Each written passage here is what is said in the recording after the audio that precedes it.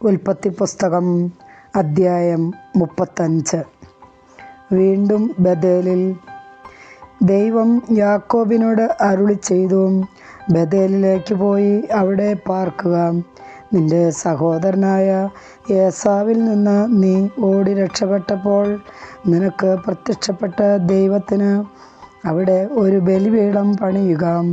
അതുകൊണ്ട് യാക്കോബ് തൻ്റെ കുടുംബാംഗങ്ങളോടും കൂടെ ഉണ്ടായിരുന്ന എല്ലാവരോടുമായി പറഞ്ഞു, നിങ്ങളുടെ പക്കലുള്ള അന്യദേവന്മാരെ ദൂരെ കളയുക.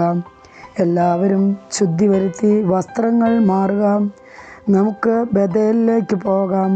എൻ്റെ കഷ്ടപ്പാടിൽ എൻ്റെ പ്രാർത്ഥന ചെവിക്കൊണ്ടവനും ഞാൻ പോയിടത്തെല്ലാം എൻ്റെ കൂടെ ഉണ്ടായിരുന്നവനുമായ ദൈവത്തിന് ഞാൻ അവിടെ ഒരു ബലിപീഠം പണിയും. തങ്ങളുടെ കൈവശമുണ്ടായിരുന്ന അന്യദേവവിഗ്രഹങ്ങളും തങ്ങളുടെ കർണാഭരണങ്ങളും അവർ യാക്കോബിനെ ഏൽപ്പിച്ചു. അവൻ ഷെക്കേമിനടുത്തുള്ള ഓക്കുമരത്തിൻ്റെ ചുവട്ടിൽ അവ കുഴിച്ചു മൂടി. അവർക്ക് ചുറ്റുമുള്ള നഗരങ്ങളിലെല്ലാം ദൈവഭീതിയുണ്ടായി. അതുകൊണ്ട് അവർ യാത്ര ചെയ്തപ്പോൾ ആരും യാക്കോബിൻ്റെ മക്കളെ പീഡിപ്പിച്ചില്ല. യാക്കോബും കൂടെ ഉണ്ടായിരുന്നവരും കാനാൻ ദേശത്ത് ബേഥേൽ, അതായത് ലൂസ് എന്ന സ്ഥലത്ത് എത്തിച്ചേർന്നു.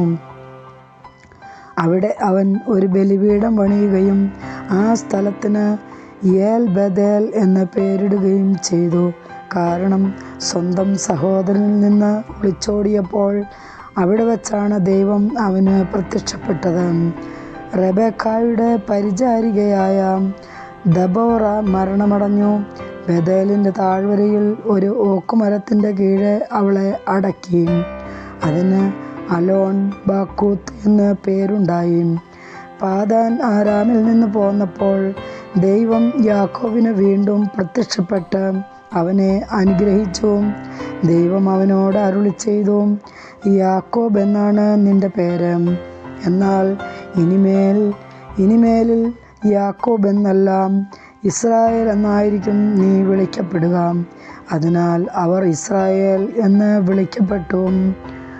അതിനാൽ അവൻ ഇസ്രായേൽ എന്ന് വിളിക്കപ്പെട്ടു. ദൈവം അവനോട് വീണ്ടും അരുളിച്ചെയ്തു, ഞാൻ സർവശക്തനായ ദൈവമാണ്. നീ സന്താനപുഷ്ടിയുണ്ടായി പെരുകുക. ജനതയും ജനതകളുടെ ഗണങ്ങളും നിന്നിൽ നിന്ന് ഉത്ഭവിക്കും. രാജാക്കന്മാരും നിന്നിൽ നിന്ന് ജന്മമെടുക്കും. അബ്രാഹത്തിനും ഇസ്ഹാക്കിനും ഞാൻ നൽകിയ നാട് നിനക്കും നിന്റെ സന്താന പരമ്പരകൾക്കും ഞാൻ നൽകും. അനന്തരം ദൈവം അവനെ വിട്ടുപോയി. അവിടുന്ന് തന്നോട് സംസാരിച്ച സ്ഥലത്ത് യാക്കോബ് കല്ലുകൊണ്ട് ഒരു സ്തംഭം ഉയർത്തി. അതിന്മേലൊരു പാനീയ ബലി അർപ്പിച്ച് എണ്ണ പകർന്നു. ദൈവം തന്നോട് സംസാരിച്ച സ്ഥലത്തിന് യാക്കോബ് ബേഥേൽ എന്ന് പേരിട്ടു.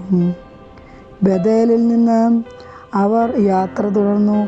എഫ്രാത്തായിൽ എത്തുന്നതിന് കുറച്ചു മുൻപ് റാഹേലിന് പ്രസവവേദന തുടങ്ങി. പ്രസവക്ലേശം കഠിനമായപ്പോൾ സുതികർമ്മിണി അവളോട് പറഞ്ഞു, പേടിക്കേണ്ട, നിനക്ക് ഇപ്രാവശ്യവും ഒരു പുത്രനെ ലഭിക്കും. എന്നാൽ അവൾ മരിക്കുകയായിരുന്നു.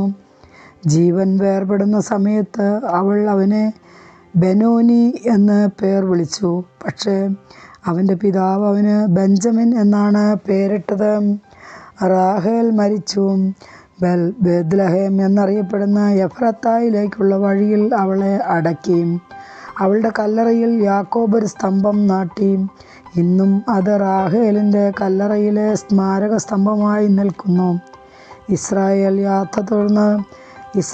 യാത്ര തുടർന്ന് ഏദേർ ഗോപുരത്തിനപ്പുറം കൂടാരമടിച്ചു.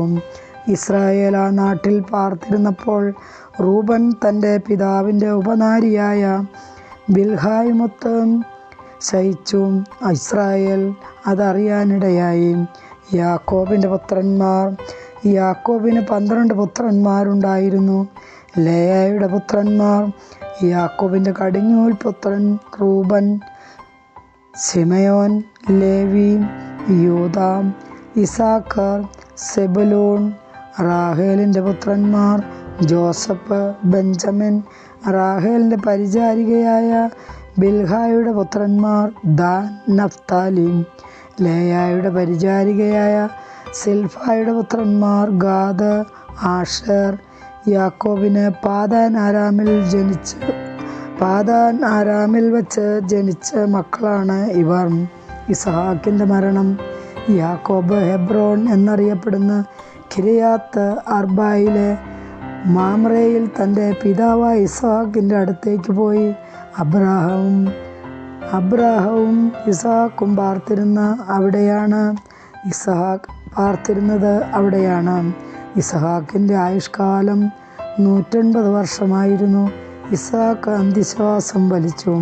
വൃദ്ധനായ അവൻ തൻ്റെ ദിവസങ്ങൾ പൂർത്തിയായപ്പോൾ മരിച്ച് സ്വന്തം ജനത്തോട് ചേർന്നു. മക്കളായ ഏസാവും യാക്കോബും അവനെ സംസ്കരിച്ചു. കർത്താവിൻ്റെ വചനം.